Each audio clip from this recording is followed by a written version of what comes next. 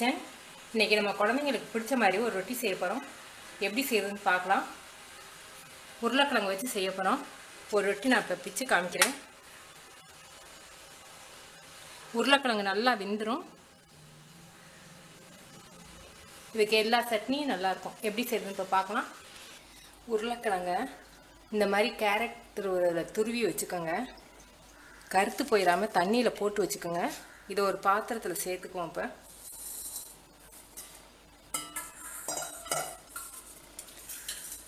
தண்ணியை நல்லா இருக்க புழிஞ்சு விட்டு எடுத்துக்கோங்க.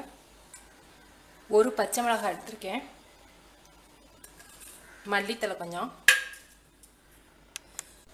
தேவையான அளவுக்கு உப்பு, ஒரு சிட்டிகை அளவுக்கு மஞ்சத்தூள்,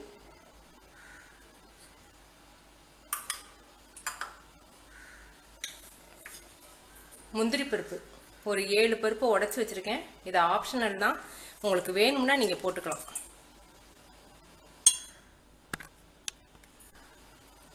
பெப்பர் பவுடர், பச்சை மிளகாய் வந்து விதை எடுத்துட்டு தான் போட்டிருக்கேன், அதனால உரைக்காது. அதனால மிளகு கொஞ்சமாக சேர்த்துக்கிறேன்.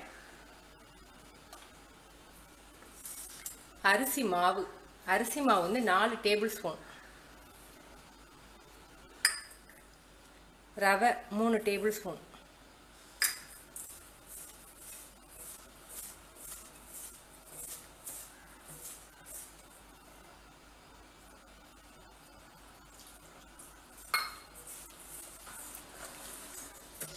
ரவை சேர்த்துருக்கிறதுனால அந்த ரவை ஊறுறதுக்கு ஒரு 10 நிமிஷம் ஆகணும்.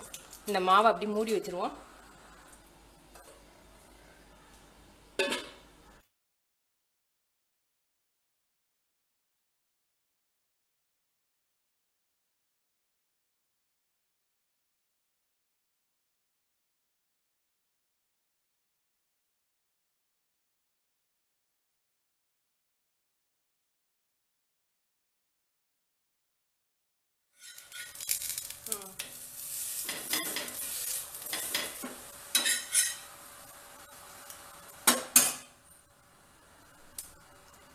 குழந்தைங்களுக்கு பிடித்தமான ரொட்டி ரெடி.